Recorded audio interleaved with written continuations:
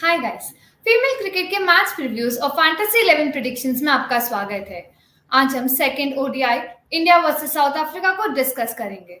इसी डिस्कशन में हमारे साथ जूली और अंकित हैं। इनके साथ हम ऑनगोइंग सीरीज जो कि अभी इंडिया वर्सेस साउथ अफ्रीका की हो रही है इंडियन होम सॉइल पे, और उसके बारे में थोड़ा चर्चा करेंगे, जो कि 16 जून को स्टार्ट हुई थी एंड 9 जुलाई को कंक्लूड होगी।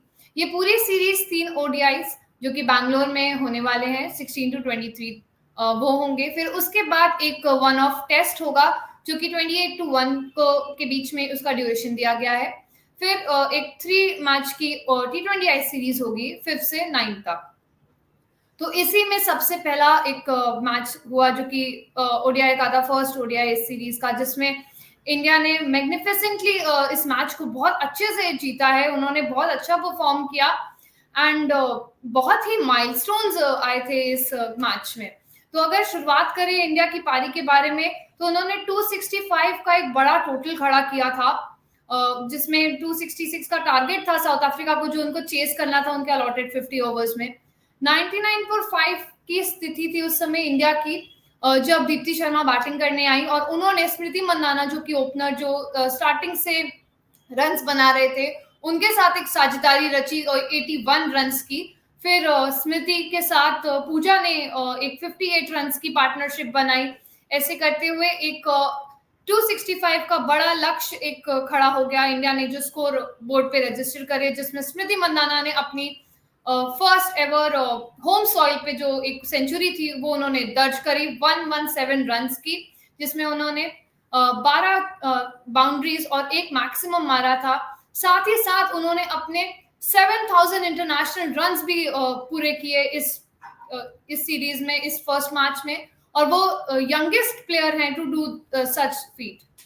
और साथ ही साथ मैंने अभी दीप्ति शर्मा का मेंशन किया, तो उन्होंने भी अपने 200 मैच पूरे किए। साथ ही साथ उन्होंने 2000 ओडीआई रन्स बनाए एंड 100 विकेट्स का, ये जो डुओ हम बात करते हैं 2000 ओडीआई रन्स एंड 100 विकेट्स का, ये दीप्ति शर्मा ने अपने नाम किया।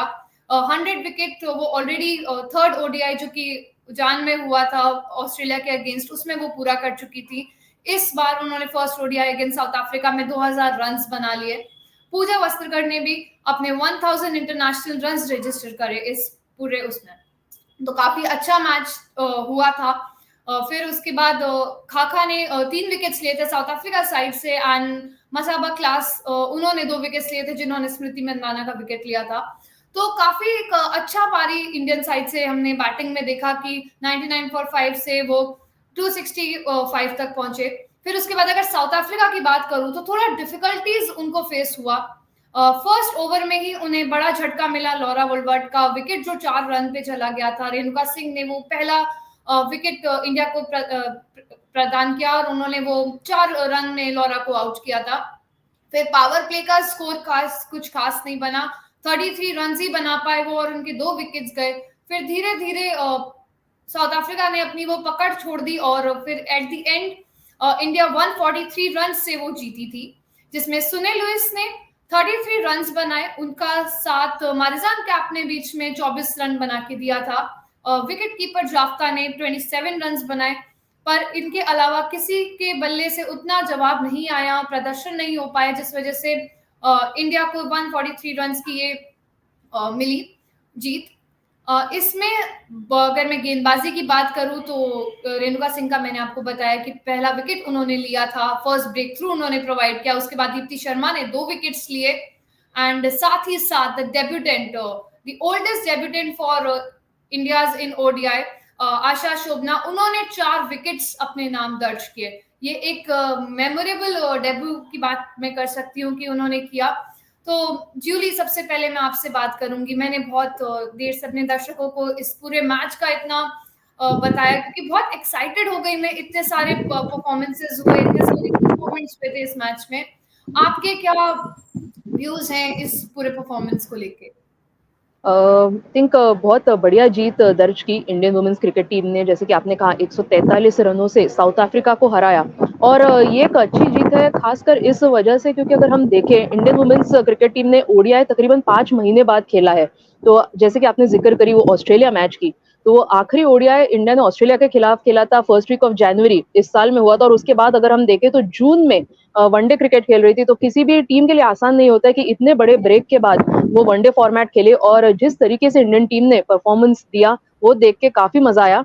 और पिछले डिस्कशन में मुझे याद है हमने चिन्नास्वामी स्टेडियम के विकेट के बारे में भी चर्चा करी थी। हमें सबको लगा कि शायद एक हाई स्कोरिंग कॉन्टेस्ट हो सकता है, क्योंकि हम टी20 क्रिकेट के अंदर या आईपीएल हो या डब्ल्यूपीएल के अंदर भी देखते आए हैं कि ये ऐसा मैदान है जहाँ पे चौकों और छक्कों की बारिश होती है। पर वो जो विकेट इस्तेमाल किया गया था फर्स्ट ओडीआई के वक्त, तो वो काफी ट्रिकी था। जैसे कि स्मृति मंधाना ने भी उनके पोस्ट मैच प्रेजेंटेशन के दौरान कहा था कि it was not easy to bat on, तो काफी चैलेंजिंग थे। There were probably demons on the pitch as well, तो आसान नहीं था। But I think Smriti Mandhana ने उनका जो क्लास है, जो एक्सपीरियंस है, वो दिखा दिया। बेहतरीन सेंचुरी उन्होंने लगाई, 117 रन जोड़े, और I think she held the fort for the Indian team. हम कह सकते हैं 127 गेंदों में, तो स्ट्राइक रेट भी देखे तो काफी हेल्दी रहा था, 80 के ऊपर का उनका तकरीबन जो स्ट्राइक रेट था, वो देखने में काफी मजा आया। First century on the home side जैसे कि आपने कहा, और second century against South Africa, तो बेहतरीन प्रदर्शन ओपनिंग बैटर स्मृति से। उनके चारों तरफ हम देखें तो विकेट्स जा रहे थे। शेफाली वर्मा का विकेट भी जल्दी खो दिया उन्होंने, उसके बाद जेमिमा रॉड्रिक्स, दयालन हेमलता, कप्तान हरमनप्रीत कौर, वो भी आए गए, but Smriti Mandhana she held the fort, और वो 265 रन स्कोर करने में हेल्प की इंडियन टीम को। दीप्ति और पूजा वस्त्रकार के साथ अच्छी साझेदारियां उन्होंने जोड़ी, तो वो देखकर काफी मजा आया। और उसके बाद अगर हम बॉलिंग की भी बात करें इंडियन टीम की, तो आशा शोभना जो डेब्यूटेंट है, 33 साल की उम्र में उन्होंने इंडियन टीम के लिए डेब्यू किया है। तो आई थिंक ये बहुत बड़ी बात है आशा शोभना के लिए। और मेरे ख्याल से बाकी जो भी एस्पायरिंग वुमेन क्रिकेटर्स है, वो यही देख सकते हैं कि अगर आपको प्रोबेबली यंगर डेज में चांस नहीं मिल रहा है, तो I think you have not yet lost hope, क्योंकि 33 साल में अगर कोई डेब्यू कर रहा है, I think age is just a number. और आशा शोभना ने डेब्यू में ही 4 विकेट्स चटका, और बहुत ही बेहतरीन प्रदर्शन उन्होंने दिया, अच्छी लेग स्पिन गेंदबाजी करी। और मेरे ख्याल से जो डब्ल्यूपीएल का उनका एक्सपीरियंस जो था, उनको जो बेंगलुरु के अंदर खेलने का था, आई थिंक वो काफी काम में आया होगा। आई थिंक काफी अच्छी तरीके से उन्होंने कंडीशंस को भी रीड करा होगा। And I think there was some assistance for the spinners, क्योंकि हम अगर इंडिया के तीनों स्पिनर्स देखें, राधा यादव हो, दीप्ति शर्मा हो या आशा शोभना, तीनों ने विकेट्स चटकाए, तो वो देखने में बहुत मजा आया। बट दूसरी तरफ अगर हम साउथ अफ्रीका की भी बात करें, तो उनके लिए फॉरेन कंडीशंस है। बट उम्मीद थी कि शायद साउथ अफ्रीका एक अच्छी फाइट दे पाएंगी। बट एक नए कप्तान के अंडर वो खेल रहे थे, लॉरा वुल्फार्ट। उन्होंने कप्तानी जरूर करी है पिछले मैचेस के अंदर, बट ये सीरीज में काफी चैलेंजिंग होगा इंडिया के सामने। एक पावर पैक्ड इंडियन लाइनअप के सामने लॉरा वुल्फार्ट कैसी कप्तानी करेंगे, और उनके अंडर कैसे प्लेयर्स उभर कर आएंगे, वो देखना काफी इंटरेस्टिंग हो सकता है। But I think there will be many learnings from South African perspective as well. Laura Wolfart अच्छा दिन नहीं रहा, पहले ओवर में उनका विकेट चला गया। और रेणुका सिंह ठाकुर, जिनकी हम कितनी भी तारीफ करें, जो उनके लीथल इन स्विंगिंग बॉल्स होते हैं, वो किसी भी बल्लेबाज को जरूर परेशान कर सकते हैं। हमने पहले भी देखा है वो एलिसा हीली को कैसे परेशान करते थे जब भी इंडिया ऑस्ट्रेलिया सीरीज हुई थी, और अभी इस वक्त उन्होंने लॉरा वुल्फार्ट को आउट करा। उसके बाद पूजा वस्त्रकर ने उनकी अच्छी साथ दी, तो नए गेंद से अच्छी गेंदबाजी हमें देखने मिली रेणुका सिंह ठाकुर और पूजा वस्त्रकार से। और बाद में जब स्पिनर्स की बारी आई, तो उन्होंने बेहतरीन प्रदर्शन किया। तो I think all the boxes were ticked from the Indian point of view, batting, bowling, fielding, तीनों डिपार्टमेंट्स काफी अच्छे रहे, and I think a good start to the series. जी, काफी एक इंटरेस्टिंग मैच था। एंड लॉरा ने बहुत एक नया, उनको कैप्टनसी एक्सपीरियंस भी था। प्लस हमने ये भी देखा कि जो मरजान कैप, जिनकी हम बात करते हैं कि वो पेसर हैं, वो साउथ अफ्रीका के लिए और रन मतलब उनके फिक्स रहता है कि 10 ओवर्स वो बॉल करेंगी, बट उनका एक भी ओवर नहीं था। ये पहले ही डिक्लेयर था कि वो इस बार बॉलिंग में अपना प्रदर्शन नहीं देंगी, वो बैटिंग से ज्यादा उस चीज पे फोकस करेंगी, ताकि और लोगों को चांस मिले एंड वो थोड़े कॉम्बिनेशन टेस्ट कर सके। तो एक डिफरेंट एस्पेक्ट ऑफ मैच था कि उन्होंने बॉलिंग नहीं करी। फिर बाकी जो हमने आशा शोभना की बात करी है, उन्होंने डेफिनेटली बहुत अच्छा एक स्पेल किया। एंड 2024 एक्चुअली मैं कहूँगी उनका ईयर है। उन्होंने शुरुआत एक फाइफर से लेके करी थी डब्ल्यूपीएल में, जो आज तक चर्चा में है। फिर उसके बाद उन्हें बांग्लादेशी सीरीज में मौका मिला, डेब्यू किया उन्होंने T20 आईज में। फिर उनकी मेडन कॉल आई ओडीआईज के लिए, जिसमें उन्होंने अभी डेब्यू करके 4 विकेट हॉल अपने उसमें दर्ज किया। तो एक काफी ड्रीमी और काफी अच्छा इस समय आशा के लिए चल रहा है। तो अब अंकित, मैं आपसे भी थोड़ा डिस्कस करना चाहती हूँ कि आप इस परफॉर्मेंस पे आपके क्या व्यूज हैं।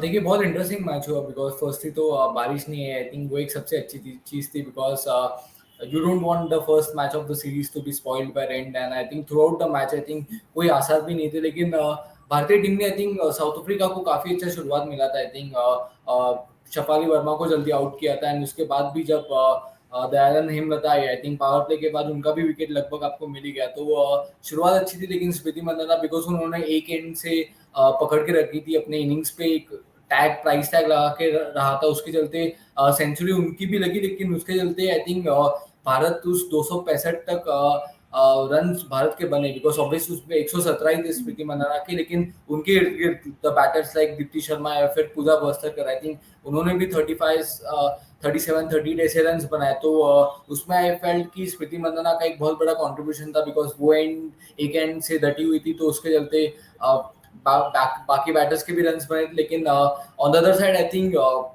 South Africa should be disappointed because first 25 to 30 overs I think fielding बहुत लाजवाब थी। I think they were saving singles, runs बचा रहे थे, अच्छी फील्डिंग थी, लेकिन बाकी जब लास्ट 15-20 ओवर्स में बहुत ही साधारण था उनका प्रदर्शन फील्ड पे, एंड जिसके चलते बहुत सारे रन्स लीक हुए, कैचेस भी कुछ छूटे, जो आई थिंक जिसके चलते भारत 260 के ऊपर गया। एंड जब बल्लेबाजी आया आई थिंक आई फेल्ट कि वो पहला विकेट जो था I think that was the story. I think because Laura की विकेट गई, आई थिंक आधे से ज्यादा मैच शायद सच्चाई ये भी है कि उधर ही खत्म हो गया था बिकॉज ये फिलहाल की बैटिंग बहुत यंग है एंड आई थिंक वो रेणुका सिंह का वो सेटअप भी बहुत अच्छा था, जहाँ पे जो शार्प इन स्विंगर आया था उनका, और उसके 2-3 बॉल पहले आई think she was bowling very उतना मदद नहीं मिल रहा था स्विंग से, लेकिन जो शार्प इन स्विंगर था I think that got surprised and a better of Laura Wolvaardt. And I think उसके बाद तो I think it was more of formality. I would say obviously Sune Luus और Marizanne Kapp की partnership बनी, but as we know Indian conditions में specially wild chasing और जिस तरीके से आशा शोभना ने भी अपनी डेब्यू पे बॉलिंग करी, खास करके जितना टर्न उनको मिला था I think it was always going to be difficult for them to chase a mountain of a total. या एंड उस टोटल में अभी तक हमने स्मृति मंदाना का इतना डिस्कशन किया है, उनकी 6th सेंचुरी, इंटरनेशनल सेंचुरी उन्होंने ओडीआईज में जो की है वो उन्होंने दर्ज करी थी, जिसमें उनकी ये मतलब होम सॉइल में फर्स्ट एवर सेंचुरी थी। लाइक 11 इयर्स हो गए उनको डेब्यू किए हुए ओडीआईज में। उन्होंने 2013 में बांग्लादेश के खिलाफ ओडीआई में डेब्यू किया था, फिर उसके बाद आज उनको होम ग्राउंड पे अपने ही, एंड मैं कहूँगी चेरी ऑन द केक था कि उन्होंने चिन्नास्वामी स्टेडियम, जिसमें बैंगलोर में उनकी टीम WPL में उन्होंने उनको जिताया था, एंड उसी टीम के होम ग्राउंड पे आप अभी WPL खेल के आ रहे हो, आप उन कंडीशन से आप फेमिलियर हो, उनके वहां पे आपने एक अच्छा स्टेबल सेंचुरी किया। एंड जूली ने पहले भी मेंशन किया था उनका पोस्ट मैच प्रेजेंटेशन पे, तो उन्होंने ये चीज बोली कि लाइक 70 to 80 रन के मार्क्स में वो कोशिश करती है पावर हिट करने की, बट इस समय उन्होंने कंडीशंस को समझा एंड उन्होंने स्टेबलाइज किया अपने इनिंग्स को कि मैं डॉट्स होने दूंगी बट मैं उसको रन्स बनाऊंगी। एंड उन्होंने दीप्ति शर्मा एंड पूजा वस्त्रकर दोनों को उसमें एक्नॉलेज किया कि उन्होंने एक अच्छा स्ट्रॉन्ग सपोर्ट दिया उनको, साथ ही साथ जिस वजह से वो ये अच्छा सा एक टोटल इंडिया के लिए खड़ा कर पाई, क्योंकि हर बार उनको ये लगता था कि 4-5 साल से उनको एक छोटा सा फ्रस्ट्रेशन था कि मैं 80s और 90s के बीच में आउट हो रही हूँ, मैं इंडिया के लिए वो रन्स नहीं बना पा रही हूँ। तो वो चीज उनका एक ब्रेक हुआ and the results are in front of us कि इंडिया ने इतना अच्छा विन किया।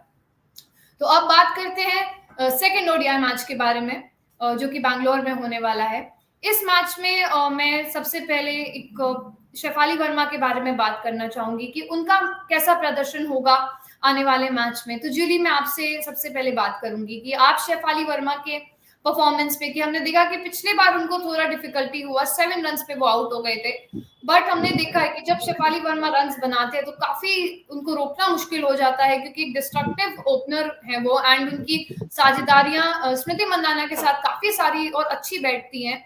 तो अगर ये दोनों ओपनर्स हमारे इंडिया में रहते तो काफी रन्स बनते। तो आप उनके परफॉर्मेंस पे क्या कहेंगे?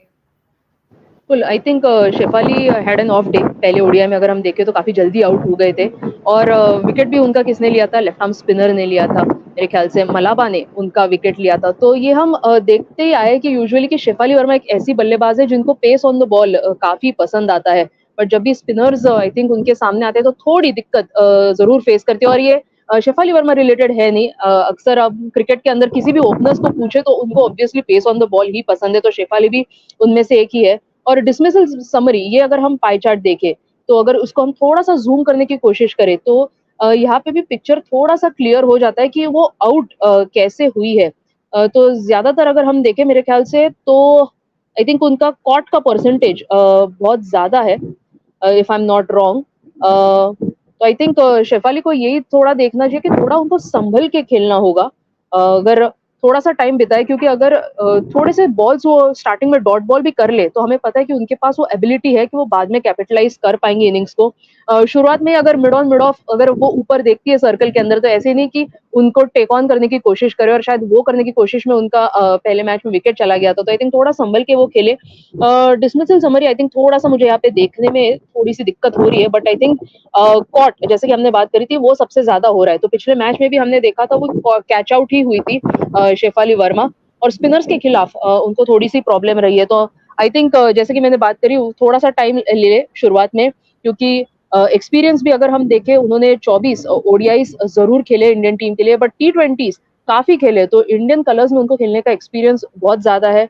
जब से आई है वो ओपन ही कर रही है भारतीय टीम के लिए, तो एज़ एन ओपनर उनका रोल यही है कि अच्छी शुरुआत दे अपनी टीम को, और ऑब्वियसली फिर वो बड़े स्कोर बना सकती है। स्ट्राइक रेट भी अगर हम देखें तो उनका 83 के करीब है, तो बहुत अच्छा स्ट्राइक रेट है। एग्रेसिव बैटिंग करती है, और मेरे ख्याल से पिछले मैच में हमने स्मृति को देखा था अच्छी बैटिंग करते हुए। अगर शेफाली वर्मा भी उनके साथ वैसी ही बैटिंग करे, तो आई एम श्योर कि इंडियन टीम का स्कोर वो जो 265 था, वो डेफिनिटली उसके ऊपर भी जा सकता है। तो शेफाली का रोल बहुत ज़्यादा इम्पोर्टेंट होगा। जी, शेफाली वर्मा का हमने देखा है कि बहुत अच्छा मैच है ना। आपने स्ट्राइक रेट की बात करी है, 83 के करीब उनका स्ट्राइक रेट ओडीआईज़ में है, तो वो उस चीज़ को भी मेंटेन करती हैं, एंड अगर वो सेट होते हैं तो काफ़ी अच्छी पार्टनरशिप उनकी रही है स्मृति मंदाना के साथ ओडीआईज़ में। तो लेट्स होप कि वापस से उस फॉर्म में आएँ अपने, जो हम उनसे एक्सपेक्ट करते हैं, एंड अभी सिर्फ 7 रन बने थे, उसको और वो मल्टीप्लाई करके और रन्स बनाएँ इंडिया के लिए। तो अब थोड़ा इंडियन बॉलिंग लाइनअप के बारे में बात करते हैं। अब मैं रेणुका सिंह के बारे में बात करना चाहूंगी कि पहले ही ओवर में भारतीय टीम को उन्होंने इतनी अच्छी सफलता दी लॉरा वुलवर्ड के नाम पे, उनको आउट किया उन्होंने चौथी ही गेंद पर। तो अंकित, मैं आपसे बात करूंगी रेणुका के बारे में कि उन्होंने, हमने देखा कि उसके बाद उनको सफलता प्राप्त नहीं हुई, पर वो काफी इकोनॉमिकल रही थी। उन्होंने 7 ओवर बॉल किए, एंड 4 के करीब का उनका औसतन रहा, बट उनका बाकी चीज उन्होंने पहला ही वो झटका दिया। एंड हमने हमेशा बात करी है कि ओपनर जो कि लॉरा वुलवर्ड जैसी ओपनर है, जो कि इस समय यंगस्टर है एंड स्किपर भी है, तो आप कभी कभी शायद मेंटली भी हिट करते हो कि आपने उनके कैप्टन को आउट किया, उनके एक बेहतरीन ओपनर को, जिसको हमने देखा है कि परफॉर्मेंस बहुत अच्छी रही है उनकी इन द पास्ट ईयर्स। तो उनको आउट करना और इंडिया को वो एक बेहतरीन स्टार्ट देना, तो वो काफी एक अच्छा काम किया था रेणुका सिंह ने। तो उनसे हम नेक्स्ट मैच में कितना और एक्सपेक्ट कर सकते हैं कि वो इस बार साउथ अफ्रीकन ओपनर्स को कैसे फेस करते हैं, क्योंकि नई गेंद उनको मिलती है, शुरुआत वो करती हैं, तो वो उस चीज को कैसे चेंज कर सकती हैं? देखिए, फर्स्ट मैच में भी आई थिंक फर्स्ट वनडे में एक ही विकेट मिला था, लेकिन आई पर्सनली फील कि वो एक विकेट 4-5 विकेट के समान था, बिकॉज वो लोरा का विकेट था। अगर लोरा की जगह शायद किसी और का विकेट मिलता, and we all know I think जो कैपेबिलिटी लोरा भी रखती है, अगर वो लंबे समय के लिए खेल जाती तो फिर मैच वो अपने पक्ष में, अपने टीम के पक्ष में कर लेती। तो I think it was a very crucial wicket, and I think वापस उम्मीद रहेगी आई थिंक इंडियन फैंस को, या फिर कि इवन टीम को, कि ये जो रोल मिला आई थिंक कि अगर आप इनिशियली विकेट्स ले रहे हो तो आई थिंक सामने वाली जो इनएक्सपीरियंस टीम है वो जल्दी एक्सप्लोर हो जाती है पावर प्ले में, एंड फिर बाकी बॉलर्स को भी इवेंचुअली एडवांटेज मिल ही जाता है, बिकॉज नए बैटर्स को इंडियन कंडीशंस में फेस करना है, and specially against this lineup I think which is very dangerous in irrespective of the conditions. तो आई थिंक बाकी बॉलिंग टीम को भी एडवांटेज मिल ही जाता है, तो मेरे हिसाब से वही रोल रहेगा।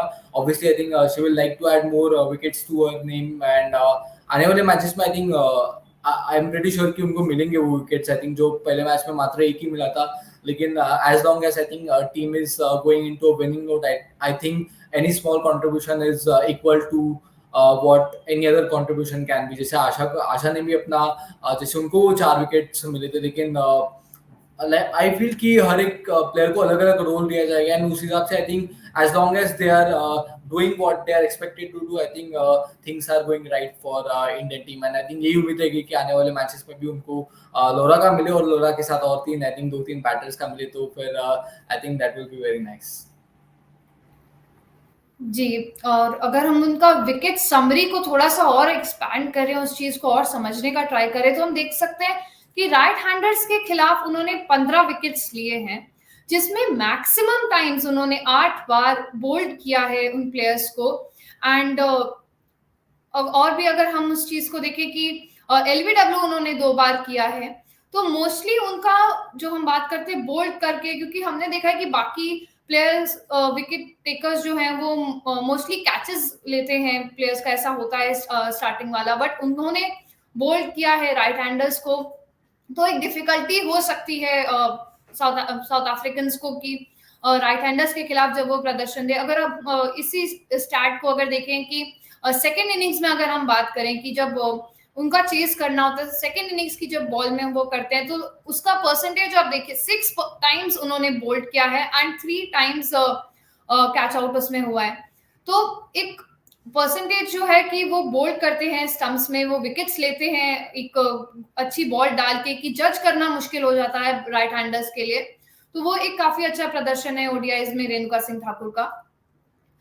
और अगर हम ओवरऑल उनका फॉर्मेट देखें, तो ओवरऑल भी उन्होंने 28 विकेट लिए हैं राइट हैंडर्स के खिलाफ सेकेंड इनिंग्स में, जिसमें उन्होंने 15 बार बोल्ड किया, जो कि मैक्सिमम टाइम्स है, like more than 50% of the wicket she has taken. So एक बहुत अच्छा मैच रहेगा अगर रेणुका सिंह अपने उस बॉलिंग परफॉर्मेंस में आए जैसा उन्होंने फर्स्ट ओवर में प्रदर्शन दिया था। तो काफी एक इंटरेस्टिंग मैच था ये। अब तो हमने इंडिया के बारे में बात कर ली काफी, अब थोड़ा साउथ अफ्रीकन्स के बारे में बात करते हैं। तो मैं मारिजान कैप के बारे में बात करना चाहूंगी कि ऑलराउंडर है, बेहतरीन ऑलराउंडर है साउथ अफ्रीकन साइड के, एक्सपीरियंस वेटरन, बट हमने उनके बॉलिंग इस बार नहीं देखा एंड वो मोस्ट प्रोबेबली अब बॉलिंग शायद नहीं करेंगे। वो साउथ अफ्रीकन्स का शायद है कि वो और लोगों को मौका दें, एंड मैं कहूंगी काफी अच्छा भी आपने मौका दिया। खाका ने भी 3 विकेट्स लिए, मसाबा क्लास ने भी 2 विकेट्स लिए, बाकी लोगों ने भी एक एक विकेट का कॉन्ट्रीब्यूशन दिया, तो एक अच्छा प्रदर्शन था। तो इसी बारे में अगर हम उनका रन्स का देखें, तो उन्होंने बीच में मारिजान गैप ने बहुत अच्छा एक स्टेबिलिटी प्रोवाइड करी साउथ अफ्रीकन साइड को। सुनील लेस के साथ उन्होंने बहुत अच्छी एक पार्टनरशिप बनाई, पर वो 24 रन बना के आउट हो गए। बट उस विकेट पे बैट करना एंड 24 रन बनाना, वो भी एक बहुत डिफिकल्ट टास्क था जो उन्होंने अच्छे से निभाया एंड अपना पूरा कंट्रीब्यूशन दिया बैट के साथ। तो जूली, मैं आपसे मारिजान कैप के बारे में थोड़ा बात करना चाहती हूँ कि वो ओडीआईज में उनका प्रदर्शन हम देख सकते हैं कि कितना अच्छा, लाइक 144 मैचेस में आपके 3000 के आसपास रन्स हैं, आपने इतने बनाए हैं, and most probably next match में आपके शायद 3000 रन्स आप टच भी कर ले वो मार्क। तो उसमें आप क्या कह सकते हैं कि उनके 2 सेंचुरीज भी उनके नाम दर्ज हैं। तो Marizanne Kapp as a batter पे आपके क्या व्यूज हैं?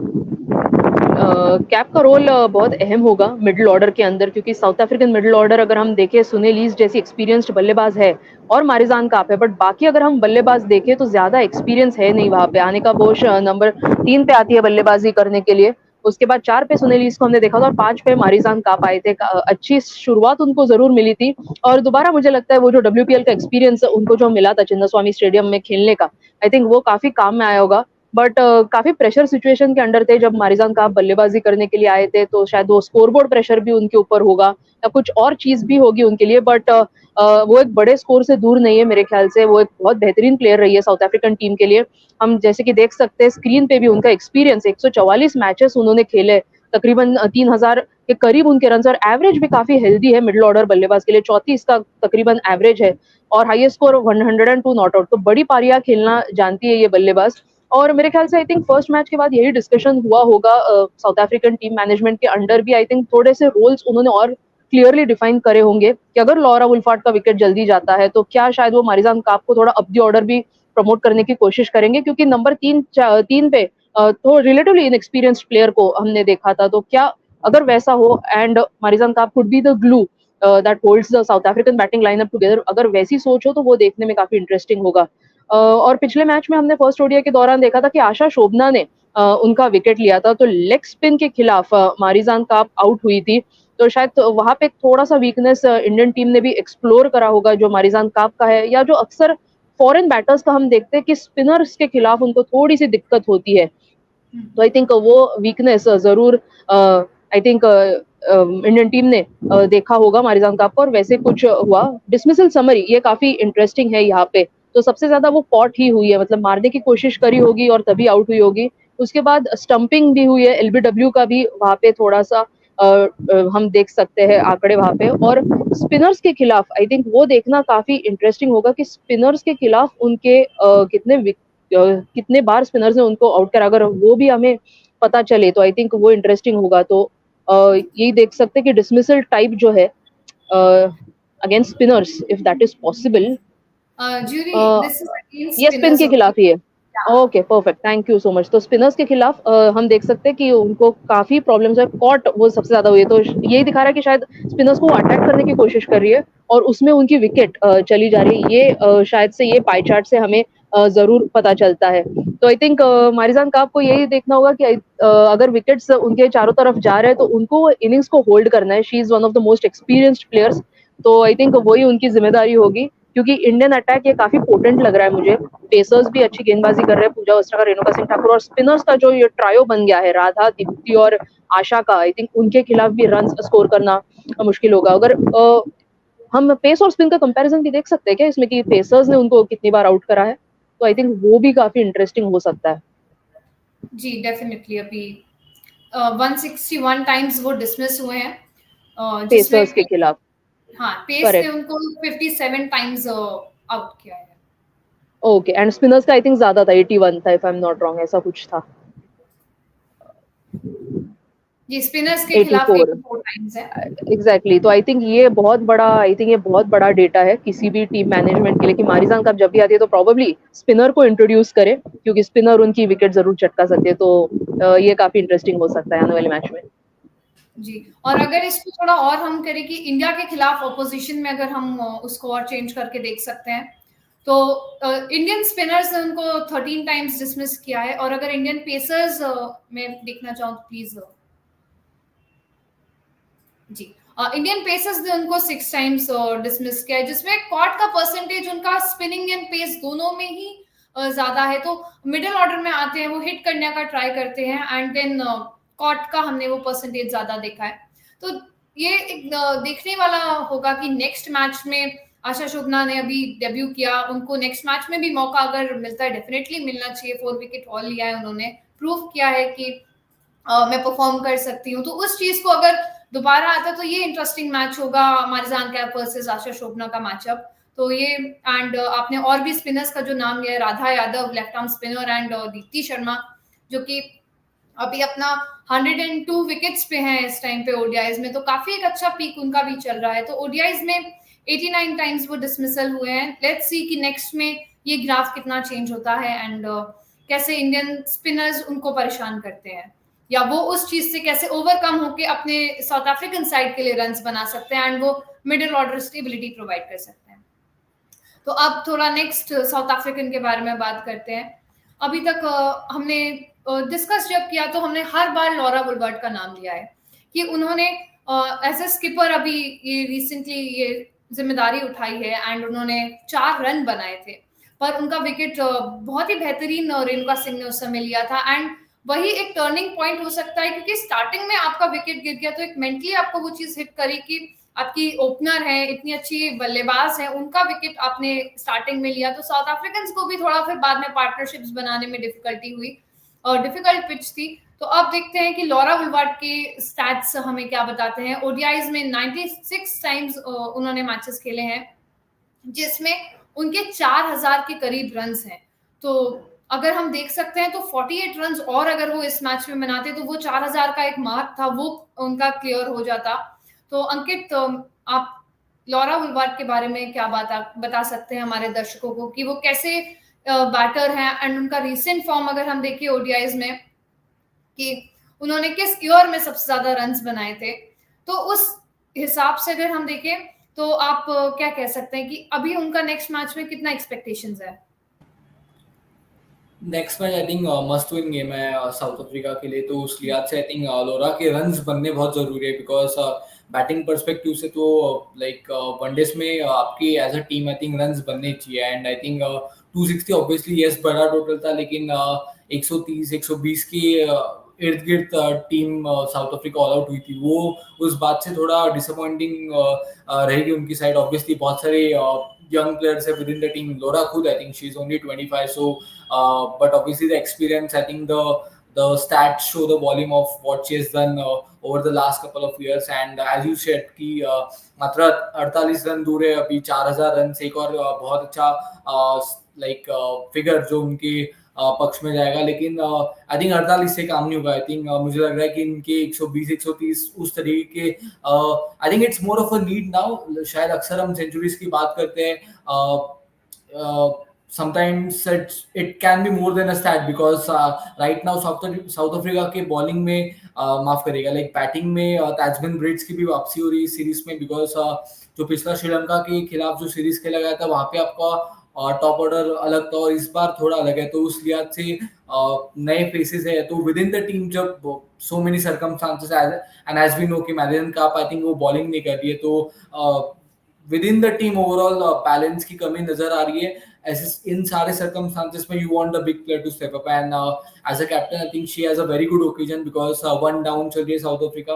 ऑब्वियसली 2 मैचेस बाकी है, बट साउथ अफ्रीका के लिए ये गेम मस्ट विन गेम है बिकॉज यहाँ पे अगर हार गए तो भारतीय टीम सीरीज ले जाएगी। एंड फिर obviously right now they are obviously I think in a very comfortable situation as far as the points table are concerned, लेकिन you never know कि क्रिकेट है because आज भी श्रीलंका ने मात दी वेस्ट इंडीज को, तो things can keep on happening and you never know कि कहाँ से अगर साउथ अफ्रीका पे एक दिन मैच नहीं जीत पाए तो हो सकता है कि थोड़ा फंस जाए, तो you don't want to be in that I think in that situation. तो उस लिहाज से आई थिंक ये मस्ट विन गेम है साउथ अफ्रीका के लिए from series and the championship points table perspective.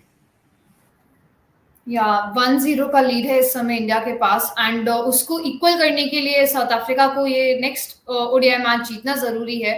तो इसमें अगर लॉरा वुलवर्ट की हमने डिस्कशन किया था तो उनका 7 मैचेस उन्होंने इस साल खेले हैं जिसमें उनके ऑलरेडी 346 रन हो गए। और अगर मैं उस हाई स्कोर की बात करूं 184 का, तो उसमें चमारी अट्टापट्टू ने 195 बना के श्रीलंका को वो विक्ट्री दिलाई थी। पर 184 नॉट आउट की पारी जो लॉरा वुलवर्ट ने बेहतरीन एज एन ओपनर उस समय साउथ अफ्रीका के लिए बनाए थे, तो वो भी काफी कमेंडेबल है कि उन्होंने भी रन्स बनाए थे, but may be that was Chamari's day on that day and उन्होंने वो 195 से उस चीज को काउंटर किया। बट इससे इस चीज को हम शैडो नहीं कर सकते कि उनका कितना बेहतरीन आया था। 184 रन्स उन्होंने भी साथ ही साथ बनाए थे।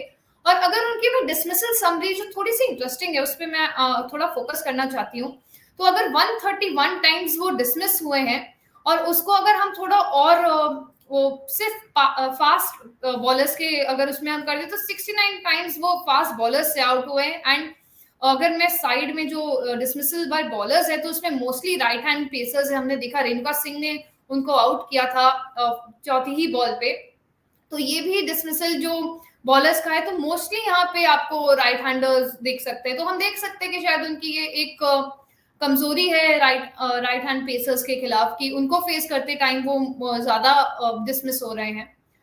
So that was about 4 players जो कि नेक्स्ट मैच में हमें देखने को मिल सकते हैं, जो अच्छा प्रदर्शन दे सकते हैं डिस्पाइट उनका फर्स्ट ओडीआई में उतना परफॉर्मेंस नहीं था।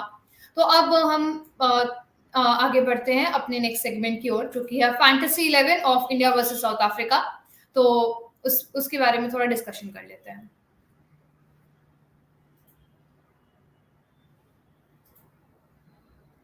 Can I have the fantasy on screen? Yeah, thank you.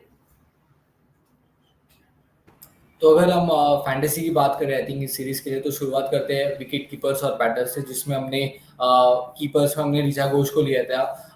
I think पिछले मैच में बैट से रन्स नहीं बने, लेकिन I think as a keeper उन्होंने पॉइंट्स दिए थे, तो उम्मीद रहेगी कि इस मैच में भी एज अ बैटर भी वो पॉइंट्स थे, जिसके चलते I think she becomes a very valuable option. Batters में हमने 4 प्लेयर्स लिए, जिसमें ऑब्वियसली लॉरा वुलवर्ट है, हमारी वाइस कैप्टन है। I think pretty much the same कि इनके भी रन्स बने नहीं थे, लेकिन जो कद है इनका आई थिंक वी नो कि अगर वो एक बार सेटल हो जाती है I think she has that ability to have those big scores on her name, जो हमने 184 श्रीलंका के खिलाफ देखा था। एंड उम्मीद रहेगी इसलिए लॉरा हमारी वाइस कैप्टन बनती इस मैच के लिए। स्मृति मंदाना पिछले मैच में उनका भी शतक लगा था, I think can be very good batting option like captaincy option, because तकनीकी रूप से फिलहाल इस सीरीज में जिस तरह का फॉर्म भी कैरी किया उन्होंने, शतक लगा के, ये तो can be a very good captaincy option. And Jemimah Rodrigues, I think पिछले मैच में भी रन्स बने थे हैंडी, बट बड़े स्कोर में तब्दील नहीं कर पाए, लेकिन she can be very handy with the field as well. तो कैचेस के भी कुछ क्रूशियल पॉइंट्स, तो जिसके चलते I think she becomes a very good option. And obviously Bosch, I think एक और साउथ अफ्रीकन बैटर। पिछले मैच में साउथ अफ्रीका की बैटिंग ओवरऑल बहुत साधारण थी, लेकिन अब आप उम्मीद करोगे कि लोरा के अलावा भी कुछ प्लेयर्स स्टेप अप करें, और इसके चलते ये हमारे विकेट कीपर्स और बैटर्स के ऑप्शन है फॉर द सेकंड वनडे।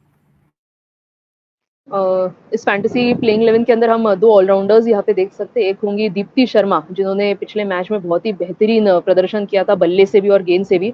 पिछले मैच में फर्स्ट ओडीआई के अंदर साउथ अफ्रीका के खिलाफ उन्होंने 2 विकेट्स चटकाए थे। एक बेहतरीन ऑफ स्पिनर गेंदबाज है, और बल्ले के साथ जब वो आई थी नंबर 7 पे बल्लेबाजी करने के लिए, तब उन्होंने स्मृति मांधाना के साथ वो 81 रनों की साझेदारी की थी, और I think that was an important factor in helping India to post 265। तो आई थिंक बैट और बॉल के साथ उनका जो कंट्रीब्यूशन रहा था दीप्ति शर्मा का, वो देखने में काफी मजा आया था, और इसीलिए वो कप्तान भी है इस फैंटेसी 11 के अंदर। यही उम्मीद होगी कि दूसरे ओडीआई के अंदर भी वो बैट और बॉल से वैसे ही कंट्रीब्यूट करे।